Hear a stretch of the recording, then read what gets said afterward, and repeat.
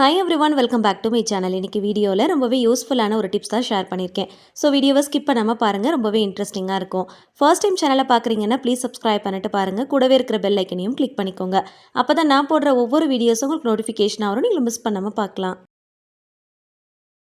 எப்பயும் வாழைப்பூ வாங்கும் போது இந்த மாதிரி நல்லா அழுத்தி பார்த்து வாங்குங்க. நல்லா கெட்டியாக இருக்கிற மாதிரி பூவாக பார்த்து வாங்குங்க. அதே மாதிரி வாழைப்பூவை வாங்கி நீங்கள் ஸ்டோர் பண்ணி வச்சு யூஸ் பண்ண போகிறீங்க அப்படின்னா இந்த மாதிரி கிளிங் ரேப் போட்டு நல்லா ரேப் பண்ணிவிட்டு ஃப்ரிட்ஜில் வச்சு ஸ்டோர் பண்ணி யூஸ் பண்ணிக்கலாம். 1 வீக் வரைக்குமே கருத்து போகாமல் இருக்கும். வாழைப்பூவை கட் பண்ணிவிட்டு நறுக்கி போடும்போது அது கருத்து போகாமல் இருக்கிறதுக்கு நார்மல் வாட்டரில் போடுறத விட இந்த மாதிரி மோர் தண்ணியில் போட்டு வைங்க. கொஞ்சமாக தயிர் எடுத்து அதில் நிறைய தண்ணி ஊற்றி கொஞ்சம் போல் உப்பு போட்டு நல்லா மிக்ஸ் பண்ணிவிட்டு மோர் மாதிரி ரெடி பண்ணி வச்சுக்கோங்க. இதில் நம்ம போட்டோம் அப்படின்னா கருத்து போகாமல் இருக்கும். எப்பயும் வாழைப்பூ க்ளீன் பண்ணும்போது கையில் கொஞ்சமாக கோகோனட் ஆயில் அப்ளை பண்ணிக்கோங்க.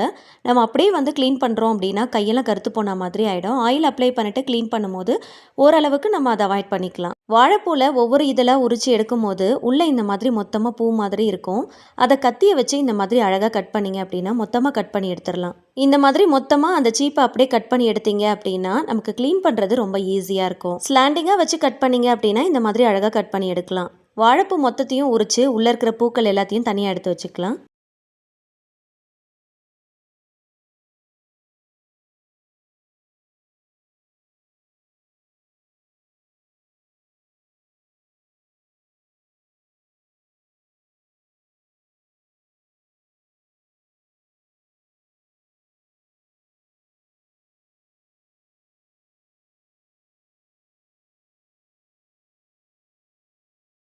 வாழைப்பூ மொத்தத்தையும் உரிச்சு க்ளீன் பண்ணதுக்கப்புறம் கடைசியாக இந்த மாதிரி ஒரு சின்ன குருணை மாதிரி வரும்.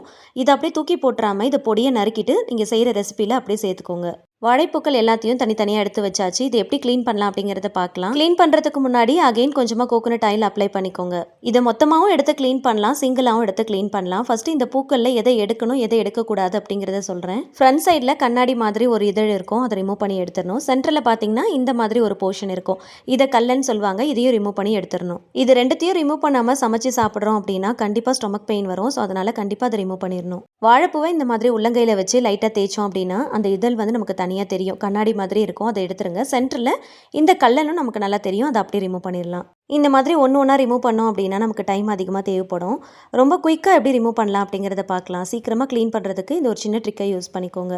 வாழைப்பூவை மொத்தமாக கட் பண்ணி எடுத்துட்டீங்க அப்படின்னா க்ளீன் பண்ணுறதுக்கு ரொம்ப ஈஸியாக இருக்கும். மொத்தமாக ஒரு கையில் பிடிச்சிட்டு இன்னொரு கையில் உள்ளங்கையில் வச்சு இந்த மாதிரி லைட்டாக தேய்ச்சி கொடுங்க. இந்த மாதிரி பூவை நல்லா வச்சு தேய்க்கும் போது அந்த முன்னாடி கண்ணாடி மாதிரி இருக்கு இல்லையா, அந்த இதழ் அது மட்டும் தனியாக நிற்கும். அதை ஈஸியாக இந்த மாதிரி மொத்தமாக சேர்த்து ரிமூவ் பண்ணி எடுத்துடலாம். மொத்தமாக சேர்த்து கையில் பிடிச்சி அப்படியே இழுத்தும் எடுத்துடலாம், இல்லைனா கத்தி யூஸ் பண்ணி நீங்கள் கட் பண்ணியும் எடுக்கலாம். இதை எடுத்ததுக்கப்புறம் சென்டரில் கல்லன் போர்ஷன் இருக்கும் இல்லையா, அது மொத்தத்தையும் அப்படியே சேர்த்து வச்சு கத்தியை யூஸ் பண்ணி அப்படியே இழுத்தும் எடுக்கலாம்.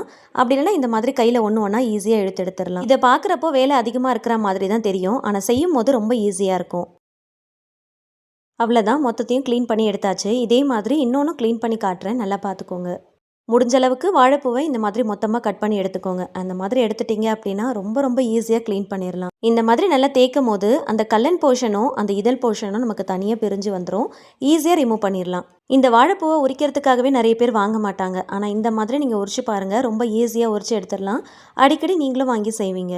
இந்த வாழைப்பூவை அட்லீஸ்ட் வீக்லி ஒன்ஸ் ஆகுது சமைச்சு சாப்பிடணும், இல்லைனா மந்த்லி ஒன்ஸ் ஆகுது எடுத்துக்கோங்க. ஹெல்த் பெனிஃபிட்ஸ் நிறைய இருக்குது, கூகுள் பண்ணி பாருங்கள். வயிறு சம்மந்தப்பட்ட எல்லா பிரச்சனைக்கும் வாழைத்தண்டு வாழைப்பூவில் நிறைய எடுத்துப்பாங்க. ஆல்ரெடி வாழைத்தண்டை வச்சு அதை எப்படி க்ளீன் பண்ணலாம், எப்படி நிறைய ரெசிபி பண்ணலாம் அப்படிங்கிற வீடியோ ஷார்ட்ஸ்லேயும் போஸ்ட் பண்ணியிருக்கேன், லாங் வீடியோலையும் போஸ்ட் பண்ணியிருக்கேன், செக் பண்ணி பார்த்துக்கோங்க. வாழை மரத்தில் இருக்கிற ஒவ்வொரு பொருளையும் ஒவ்வொரு ஹெல்த் பெனிஃபிட்ஸ் இருக்குது. வாழைத்தண்டு, வாழைக்காய், வாழைப்பூ, வாழை இலைன்னு சொல்லிட்டு ஒவ்வொன்றுத்தில் ஒவ்வொரு பெனிஃபிட்ஸ் இருக்குது. நிறைய யூஸ்ஃபுல்லான விஷயங்கள் அதில் இருக்குது. ஸோ வீக்லி ஒன்ஸ் ஒன்று ஒன்றா மாற்றி எடுத்துக்கோங்க, ரொம்பவே பெனிஃபிட்ஸ் அதிகம். இந்த மாதிரி நீங்கள் ட்ரை பண்ணி பாருங்கள், ரொம்ப ஈஸியாக உரிச்சிடலாம். அடிக்கடி கண்டிப்பாக வாங்கி செய்வீங்க. இந்த மாதிரி மொத்தமாக கட் பண்ணுறதுனால ஈஸியாக க்ளீனும் பண்ணலாம், இந்த மாதிரி ஈஸியாக கட்டும் பண்ணிடலாம். ஸோ மொத்தமாக வச்சு அப்படியே கட் பண்ணிக்கலாம். கட் பண்ணதும் கருத்து போயிடும், அதனால் மோர் தண்ணியில் போட்டு வச்சுருங்க. உரிச்சு எடுக்கும் போது பூக்கள் எல்லாத்தையும் மொத்தமாக எடுத்துட்டிங்கன்னா அந்த மாதிரி க்ளீன் பண்ணலாம். அதே நீங்கள் உரிச்சு எடுக்கும் போது பூக்கள் எல்லாமே தனித்தனியாக உதிர்ந்து போயிடுச்சு அப்படின்னா இந்த மாதிரி ஊசியில் கோர்த்துக்கோங்க. உதிர்ந்து போன பூக்களை ஒன்று ஒன்றா க்ளீன் பண்ணுறதுக்கு பதிலாக இந்த மாதிரி ஈஸியாக ஊசியில் கோர்த்துட்டீங்க அப்படின்னா டக்கு டக்குன்னு க்ளீன் பண்ணிடலாம். இந்த மாதிரி சின்ன ஊசியில் கோக்கிறதா இருந்துச்சுன்னா ஒரு 5 பூலேருந்து 6 பூ வரைக்கும் கோர்த்துக்கோங்க. அடியில் பிடிக்கிறதுக்கு நல்ல கிரிப்பாக இருக்கும். இந்த மாதிரி தேய்ச்சிட்டு நான் சொன்ன மாதிரி உரிச்சு எடுத்துருங்க. இந்த பூ ரொம்ப சாஃப்டாக இருக்கிறதுனால ஊசியில் கோக்கிறது ரொம்ப ஈஸியாக தான் இருக்கும். உங்ககிட்ட ஊசி இல்லை அப்படின்னா டூத் ஸ்டிக் கூட நீங்கள் யூஸ் பண்ணிக்கலாம். இந்த மாதிரி டக்கு டக்குன்னு கோத்துட்டீங்க அப்படின்னா ரொம்ப ஈஸியாக க்ளீன் பண்ணிடலாம். க்ளீன் பண்ணதும் ஈஸியாக ரிமூவ் பண்ணிடலாம். அகெயின் இன்னொரு டைம் செஞ்சு காட்டுறேன் பாருங்க. வாழைப்பூல ஒரு விதமான துவர்ப்பு தன்மை இருக்கும். வாழைப்பூவை கட் பண்ணிட்டு இந்த மாதிரி மோரில் போட்டு வைக்கிறதுனால இந்த துவர்ப்பு தன்மையும் நமக்கு சுத்தமாக தெரியாது. கட் பண்ண பூக்களை ஒரு 10 நிமிஷம் மோரில் போட்டு ஊற வச்சுருங்க. ஒரு 10 நிமிஷத்துக்கு அப்புறம் நார்மல் வாட்டரில் 2 to 3 டைம்ஸ் கிட்ட நல்லா வாஷ் பண்ணிட்டீங்க அப்படின்னா எந்த ரெசிபி செஞ்சாலும் அந்த துவர்ப்பு தன்மை சுத்தமாக தெரியாது. சம்டைம்ஸ் வாழைப்பூவை தோலை உரிக்கும் போது உள்ளே இருக்கிற பூக்கள் ஆட்டோமேட்டிக்காக உதிர்ந்து விழ ஆரம்பிச்சிடும். அந்த மாதிரி உதிர்ந்து போயிடுச்சு அப்படின்னா இந்த மாதிரி ஊசியில் கோத்துட்டு ஈஸியாக க்ளீன் பண்ணிக்கோங்க. எல்லாருமே இந்த ட்ரிக்கை ட்ரை பண்ணி பார்க்கலாம். ரொம்பவே யூஸ்ஃபுல்லாக இருக்கும். முக்கியமாக பிகினர்ஸ் யாராவது இந்த வீடியோ பார்த்துட்டு இருக்கீங்கன்னா கண்டிப்பாக ட்ரை பண்ணி பாருங்கள். ரொம்ப ரொம்ப ஈஸியாக இருக்கும்.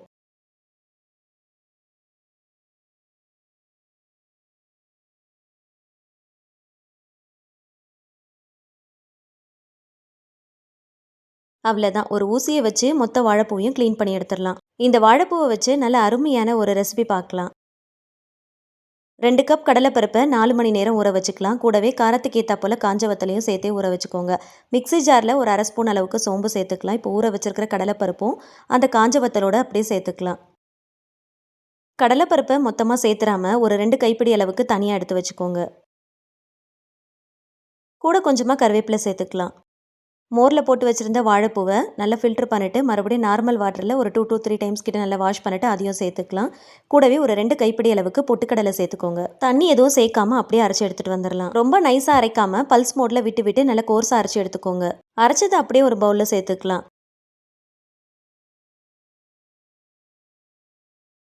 2 கைப்பிடி அளவுக்கு கடலைப்பருப்பை தனியாக எடுத்து வச்சிருந்தோம் இல்லையா, அதையும் இது கூட சேர்த்துக்கலாம். பொடியாக நறுக்குன மீடியம் சைஸில் ஒரு பெரிய வெங்காயம், கூடவே கருவேப்பிலை தலை, மல்லித்தலை இதெல்லாமே சேர்த்துக்கலாம். இந்த ரெசிபிக்கு தேவையான அளவுக்கு சால்ட்டு சேர்த்துக்கலாம். வாழைப்பூவை நல்லா வாஷ் பண்ணி எடுக்கும் போது நல்லா பிழிஞ்சிட்டு சேர்த்து அரைங்க, இல்லைனா ரொம்ப தண்ணி விட்டா மாதிரி ஆகிடும். நல்லா ஒட்டை பிழிஞ்சிட்டு அதுக்கப்புறம் அரைச்சிங்க அப்படின்னா இந்த மாதிரி நல்ல பக்குவமாக அரைச்சி எடுத்துக்கலாம். எல்லாத்தையும் ஒன்று சேர நல்லா பிசைஞ்சு எடுத்துக்கோங்க. சப்போஸ் உங்களுக்கு தண்ணி கொஞ்சம் கூட ஆயிடுச்சு அப்படின்னா பொட்டுக்கடலையை அரைச்சிட்டு அந்த மாவையும் இது கூட சேர்த்துக்கலாம். ஆனால் கடலைப்பருப்பு, பொட்டுக்கடலை மாவு இதெல்லாமே லிமிட்டடாக சேர்த்துக்கோங்க. வாழைப்பூ கொஞ்சம் அதிகமாக சேர்த்துக்கோங்க. அப்போ தான் அந்த வாழைப்பூடைய டேஸ்ட் நமக்கு நல்லா தெரியும். ஒரு கைப்பிடி அளவுக்கு உருண்டையாக எடுத்து இந்த மாதிரி நல்லா வடை மாதிரி தட்டிக்கோங்க. மீடியம் ஹீட்டில் இருக்கும் போது போட்டு பொரிச்சு எடுத்துக்கலாம். ஆயில் ரொம்ப சூடாகக்கூடாது. கொஞ்சம் மீடியம் ஹீட்டில் இருக்கும் போதே ஒன்று ஒன்றா போட்டு பொரிச்சு எடுத்துக்கோங்க. வடையை நல்லா தட்டும் போது கார்னரில் இந்த மாதிரி லைட்டாக அழுத்தி விட்டுக்கோங்க. அப்போ தான் கிராக் இல்லாமல் இருக்கும். மாவு மிக்ஸ் பண்ணும் போதே நீங்கள் நோட் பண்ணி பாருங்கள். அதில் கடலைப்பருப்பு, பொட்டுக்கடலை மாவு இதெல்லாமே கம்மியாக தான் இருக்கும். வாழைப்பூ தான் அதிகமாக இருக்கும். அதே போல் இந்த மாதிரி வடைலாம் பண்ணும்போது பர்பிள் கலரில் வெங்காயம் கிடச்சிது அப்படின்னா அதை யூஸ் பண்ணிக்கோங்க. அது நல்ல ஒரு இனிப்பு டேஸ்ட் கொடுக்கும். பெரிய வெங்காயத்துக்கு பதிலாக சின்ன வெங்காயத்தை கூட நீங்கள் பொடியை நறுக்கிட்டு சேர்த்துக்கலாம். அதுவுமே இன்னும் நல்ல ஒரு டேஸ்ட் கொடுக்கும். குழந்தைங்களுக்கு கூட்டு பொரியல்னு செஞ்சு கொடுத்தா சாப்பிட மாட்டாங்க. இந்த மாதிரி வடை மாதிரி செஞ்சு கொடுங்க. டேஸ்ட் ரொம்ப சூப்பராக இருக்கும். வாழைப்பூவை செஞ்ச மாதிரி சுத்தமாக தெரியவே தெரியாது. அந்த துவர்ப்பு தன்மையே இல்லாமல் வாழைப்பூ சேர்த்தா மாதிரி சுத்தமாக காட்டிக்காமல் இந்த மாதிரி செஞ்சு கொடுங்க. போட்டதும் திருப்பிடாமல் நல்லா ஒரு பக்கம் செவந்ததுக்கப்புறம் இன்னொரு பக்கம் திருப்பி விட்டு 2 பக்கமும் நல்லா செவந்து வர அளவுக்கு பொன்னிறமாக நல்லா பொரிச்சு எடுத்துக்கோங்க. இந்த வாழைப்பூ வடை கொஞ்சம் கூட எண்ணெய் குடிக்காது. நல்லா கிறிஸ்பியாகவும் இருக்கும். கண்டிப்பாக ட்ரை பண்ணுங்கள். இதை பேட்ச் வைஸாக பிரித்து போட்டு பொரிச்சு எடுத்துக்கலாம். உரிச்ச வாழைப்பூலேருந்து பாதியை மட்டும் யூஸ் பண்ணி வடை மாதிரி செஞ்சுருக்கேன். இன்னொரு ரெசிபி ஷார்ட்ஸில் போஸ்ட் பண்ணுறேன், மிஸ் பண்ணாமல் பாருங்கள். இந்த வீடியோலேயே அந்த ரெசிபியும் ஆட் பண்ணால் ரொம்ப லென்த்தி ஆயிரும் அப்படிங்கிறதுக்காக அதை நான் ஆட் பண்ணல. ஷார்ட்ஸில் போஸ்ட் பண்ணுறேன், கண்டிப்பாக மிஸ் பண்ணாமல் பாருங்கள்.